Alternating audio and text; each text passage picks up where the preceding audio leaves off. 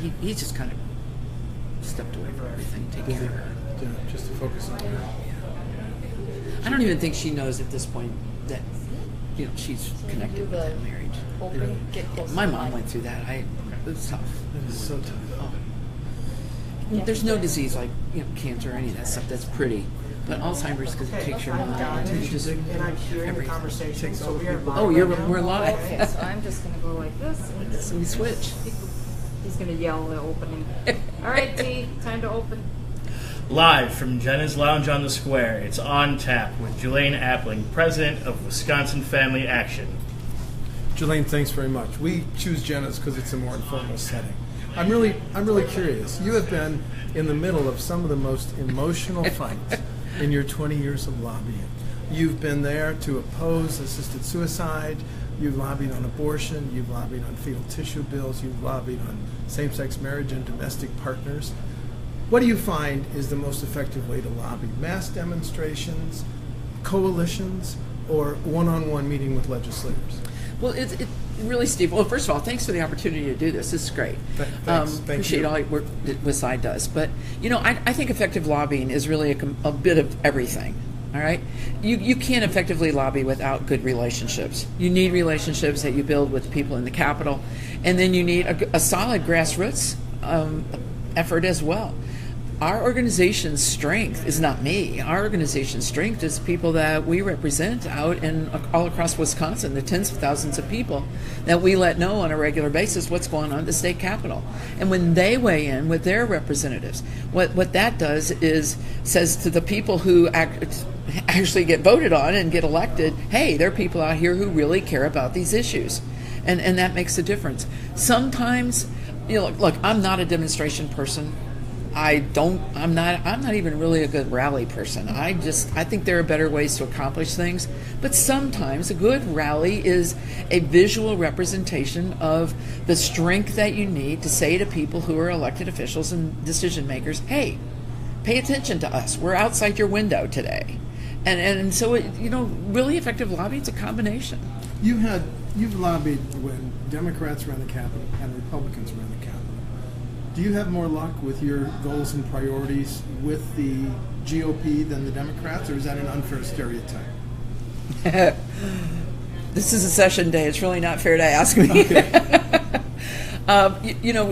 In theory, when the Republicans hold the majority, my issues should be much easier to get done. That's just not always true.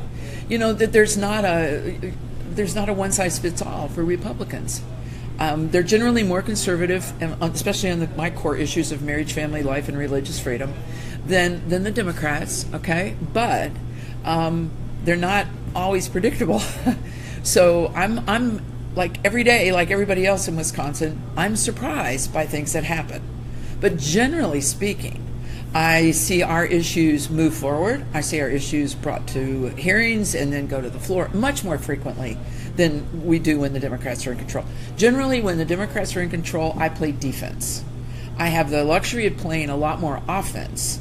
Now, not exclusively, because there's bills over there that were Republican authored that I've had to fight this session already.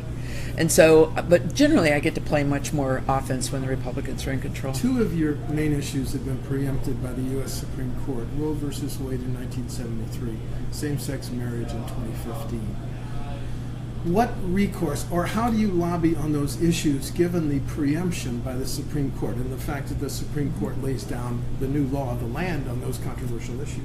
Well, I would argue they lay down an opinion, and because we don't have, for lots of reasons, we just don't have the executives across the country to fight back. But okay, because we have Roe v. Wade doesn't mean that the every life is less precious. All right, and so what we do is then we say, okay, what can we do to mitigate the losses by abortion? What can we do to make sure that women are fully informed before they have an abortion? I think that is so important for women's health, just across the board, that they truly know what they're getting into, what the procedure is going to look like, what the risks are. That's why we like the 20-week, the ultrasound bill. We believe babies, there's different ways to accomplish the goal. We did the 20-week abortion bill. Okay, you can't abort a baby in Wisconsin now past 20 weeks gestation because we know scientifically that at least by that time babies experience pain. Well, that's the humanity of our state of Wisconsin and the legislature. Okay, we aren't interested in inflicting pain on a human being. So we come at it from different angles. Look, the abortion rate the abortion numbers in Wisconsin have dropped from over 20,000 back in the 70s to under 6,000 now. 5,660 induced abortions in 2015. And that's not all from lobbying. I understand, but isn't that a significant victory for your organization? Oh, it's huge. The collective work of the pro-life organizations in this state and the culture, the pro-life culture in our state is truly significant. I believe, and I've got to double check this number, but I know we had at least 9 abortion facilities, not hospitals, but like Planned Parenthood places, back when I started in 1997. We're down to 3 now.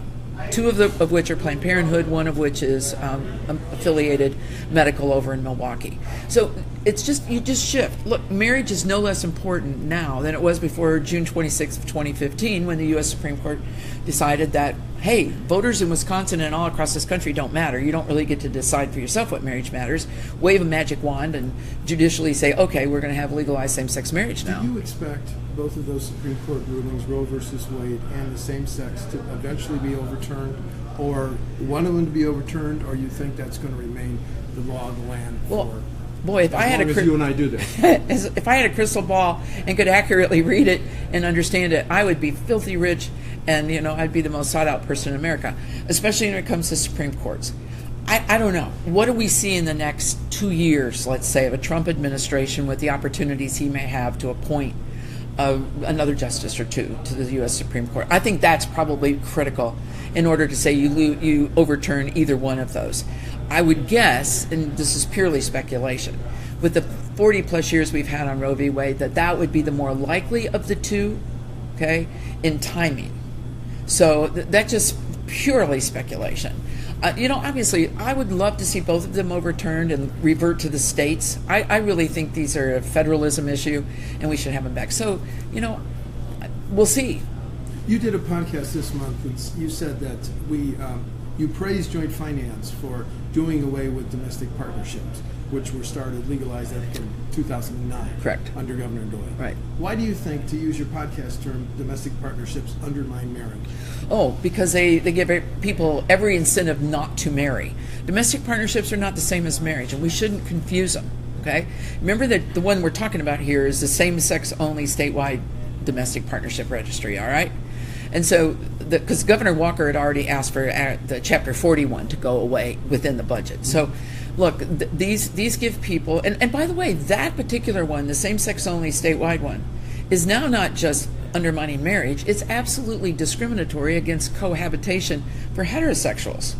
It's technically not open to them. And anytime that you set up something that's kind of running parallel but it's not the same as marriage, the obligations aren't the same, the dissolutions aren't the same, you're basically saying to people, well, you want the goodies, but you don't want the obligations. You don't want the hassle of a divorce versus signing an affidavit. And quite frankly, marriage is really good for Wisconsin, the best wealth-producing institution we have. We need to encourage marriage, and that's why I think it undermines marriage. Because this is Facebook Live, I want to ask a question from someone in Eau Claire. Sure. And because I don't know the facts, I'm going to read part of the question, and so correct any part of it, but please allow me to do this. Speaking of precious lives, how does Julie, how do you feel about LGBTQ Youth? I'm a member of the Eau Claire School Board. You decided to weigh in last year when we passed protections for transgender students in our district. Now I'm going to go to the end of the question.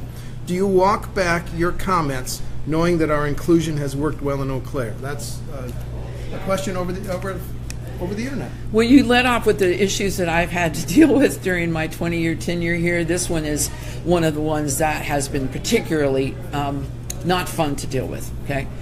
I don't recall personally weighing in on the Eau Claire issue, but let me tell you, we have 424 school districts in this state, and most of them are dealing with this issue in some way, shape, or form.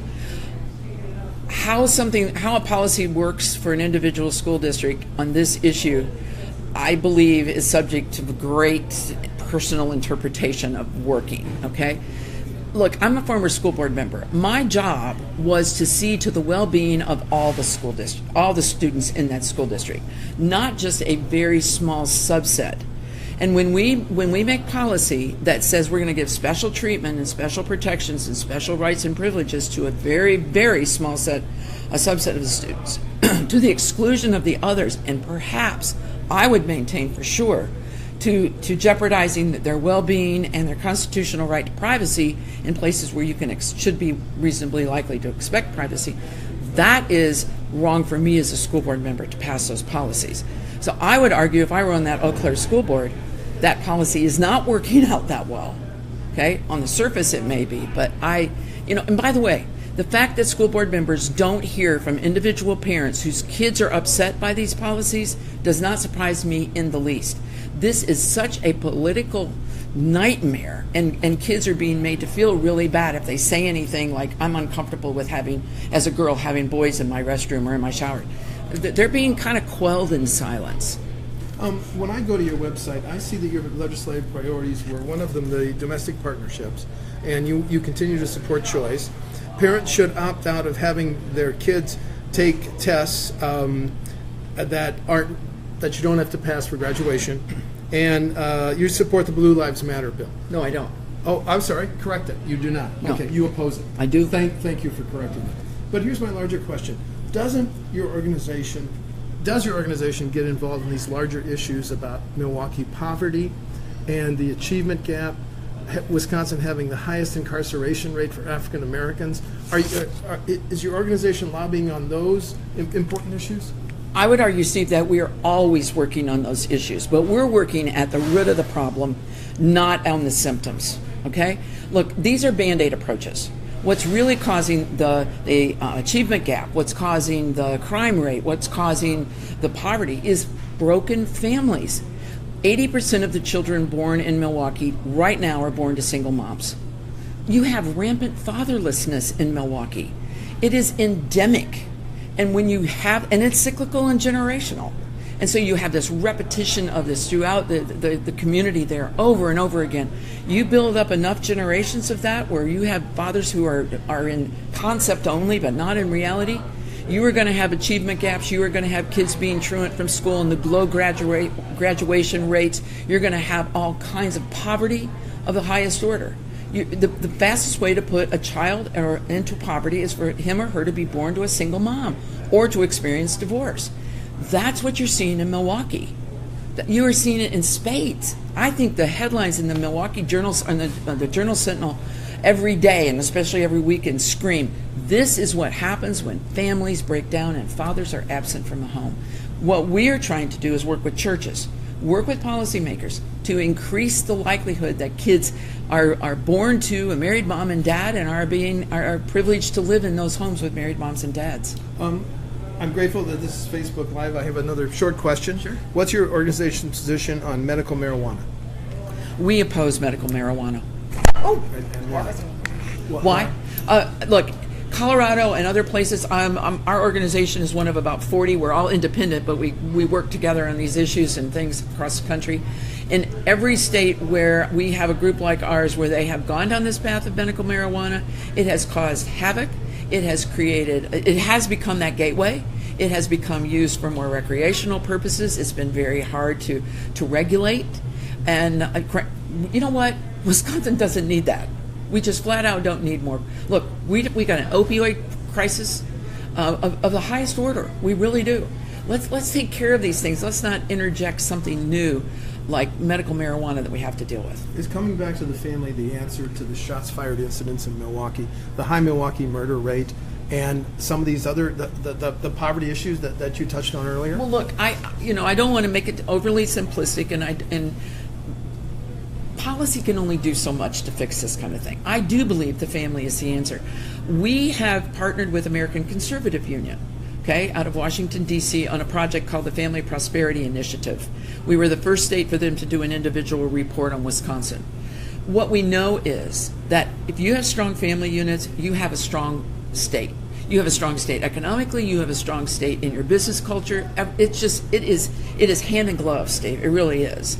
And so the more work that we can do and the better we can do it to build strong families all across the state, whether it's in Eau Claire or Milwaukee or Hudson or Kenosha, we will reap the benefits of it in this state.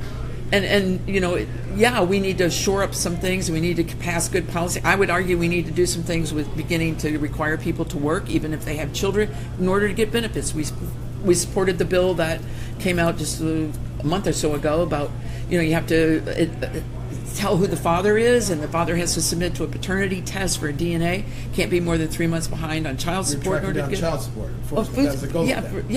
It's to get food stamps. Okay. Two more questions, because we're almost out of time. Sure. What was your organization's position on the concealed carry law, given the raging debate over guns in America? Our position on that was we kept our head down.